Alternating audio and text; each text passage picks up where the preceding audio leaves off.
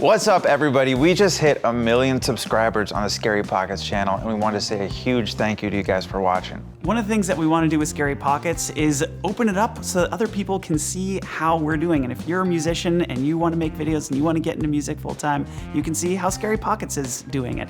So that's one of the reasons that we want to make a video. We hope you enjoy it. Hope it doesn't feel too self-congratulatory. That's not the point. The point is to just show the world how we're doing what we're doing. So if you feel so inclined, you can do so too. Thanks for watching. Let's bring it on top out. Let's see. Yeah. Cool. Speed. So, Danny, can we get a clap? So, Ricky, first of all, who are you and what do you do?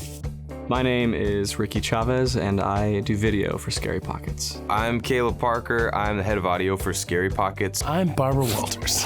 My name is Rachel McGowan. I run operations for Scary Pockets. How would you explain Scary Pockets? Like, what is Scary Pockets? What is Scary Pockets? What is Scary Pockets? Scary Pockets is... So Scary Pockets is... First of all, what is Scary Pockets? In order to answer this question, I think we have to back up for a second. Great, let's do it.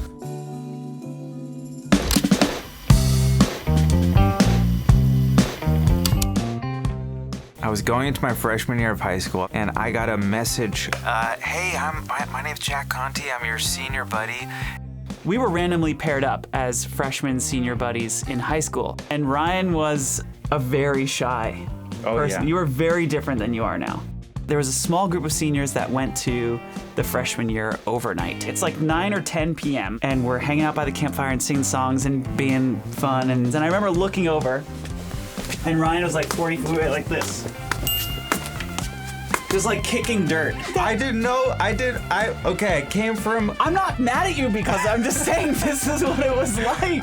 I had never recorded music before I met Ryan. Pro Tools action. Who's the drummer? All through high school, I was writing songs and playing them at talent shows and stuff like that. One day, when I got to Ryan's house, he took me out to his garage, and he had a computer set up in his garage with a Mac G4 with a couple microphones, and he walked over to this Pro Tools rig, and he played me a song.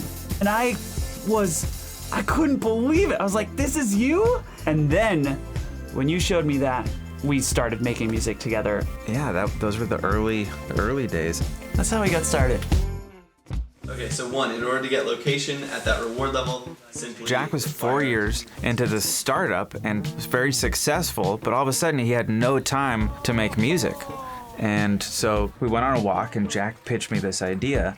I would come to LA once a month. We'd arrange and record 2 songs per day, and then we'd release them once a week. But at first, it was just Ryan and Jack. And we were doing everything. There's not power on the back of his pedal board. I was literally setting up a camera on a tripod, running around behind, hitting record, running back to the keyboard, and then we'd, record the song. Who's gonna walk you through the dark side of the morning? Who's gonna There's a pretty big community down here in LA of people who play professionally and tour and perform and record with a lot of acts. And there's so much talent. And Ryan and I thought it would be cool to have a band where all those people are featured instead of being like the sidemen of, a Michael Bublé thing. It's a rotating band, so we've got the best session musicians in LA coming in, and actually these days from everywhere. They come in and do sessions, and we have different singers. It's kind of a big, giant musical family. The Scary Pocket sessions are extremely fun. It's sort of just like walking into your friend's house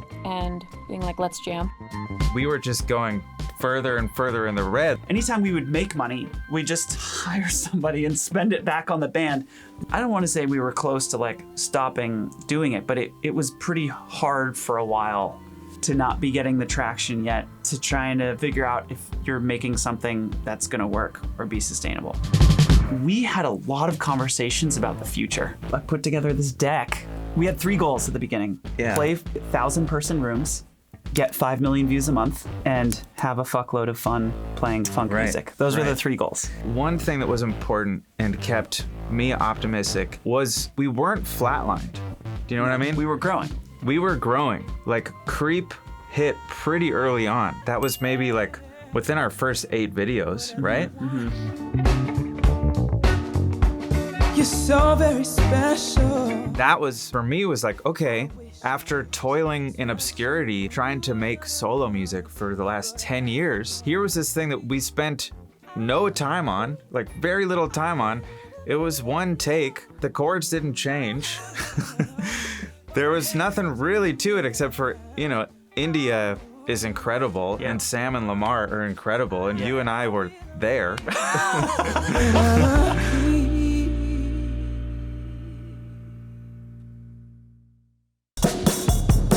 Can't keep my hands to myself. Production days are awesome and fun and crazy. We gotta strike as much of this as we can. We arrange and record each song in about 90 minutes.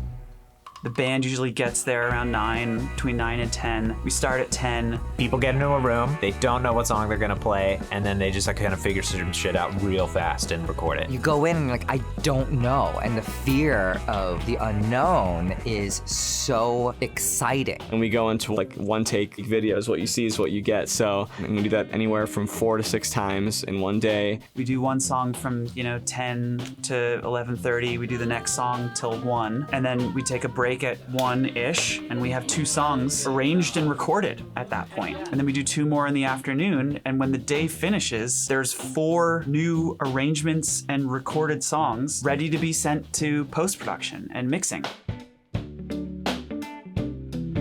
Yes, that's it. We kept improving every bit of it over time. Having Ricky shoot the videos was huge. Suddenly you're in the room with the musicians. And then Caleb Parker came in the mix, our amazing engineer and mixer. And they started sounding better and sounding more full and live and interesting. I'm concerned with how comfortable the musicians feel, and we don't use monitors for a lot of our recordings, and we've started to use selective monitoring a little bit more here and there, and really the impetus for doing that is wanting everybody to feel comfortable and be able to get the best performance.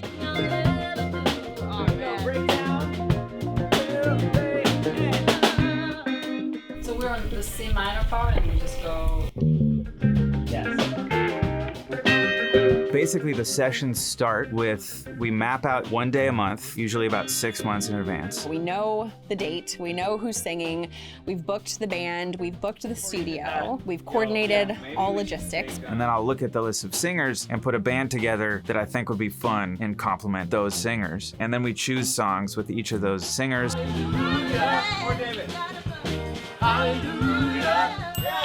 There's kind of a generalization in the music industry that singers are not musicians, and there's musicians that are mostly instrumentalists, and then singers are just singers. Pockets will really, listen to you and make you feel like you belong. Do you guys mind moving into my house and just singing that every time? I mean, the biggest difference between the playing with pockets and playing with a pop band is most pop bands, they usually play with a laptop that's running a bunch of tracks and everything is scripted. There's no wiggle room for anything. But with pockets, there's none of that. It's just you literally show up. We still play with wedges and stuff like that, but you just show up and play.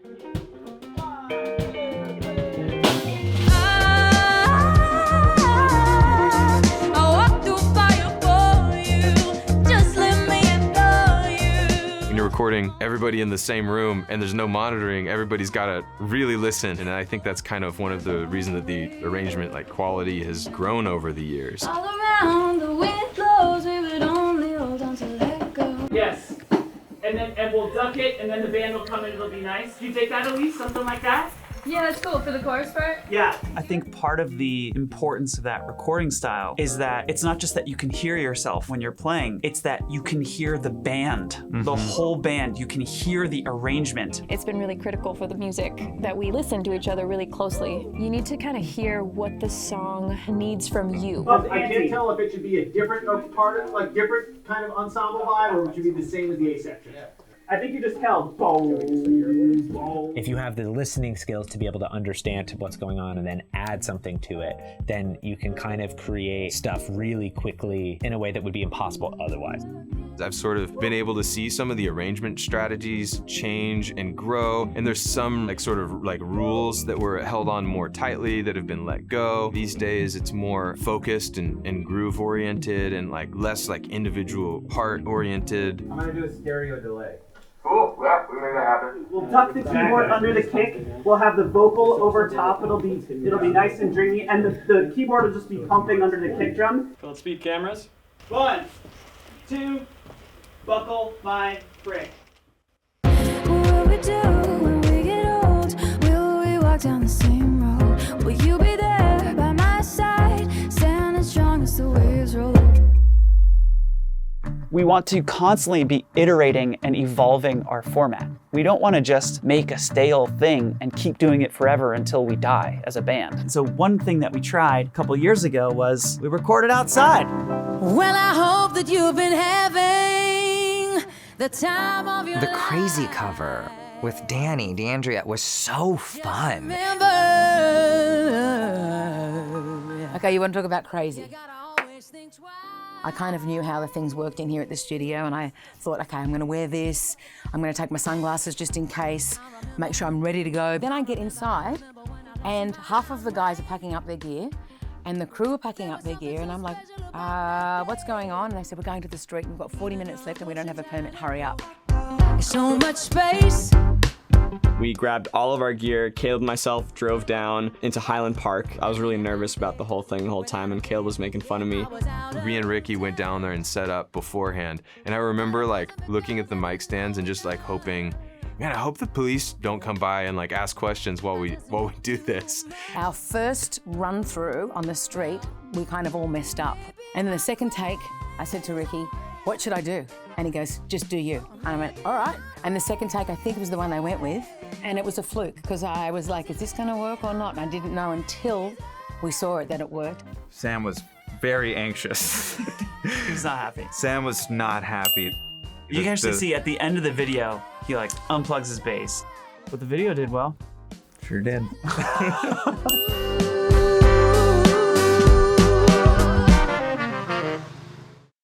Craziness, some funk. I'm blanking right now. Good.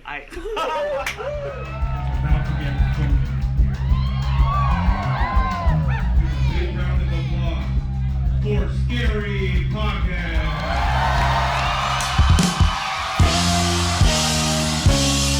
I got a condo in Manhattan. Baby girl, what's happening?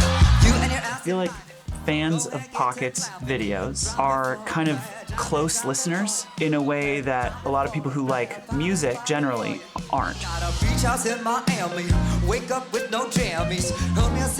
Can't think of another band that I played with where like people are paying so much attention to the bass. The audience cares about what the musicians are doing. It's cool. There's not a lot of spaces for that right now, and I feel very lucky that I get to be a part of that.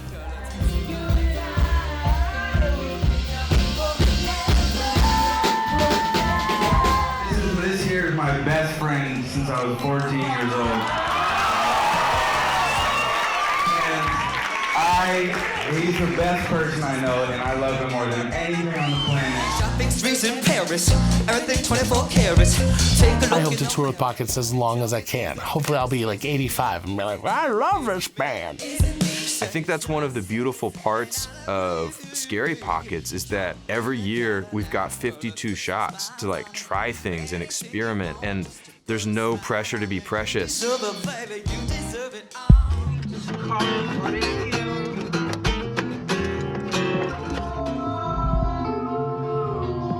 Live broadcasting the show tonight. We had 3 goals at the beginning. Play 1,000-person rooms, get 5 million views a month. Yeah. And have a fuckload of fun playing funk music.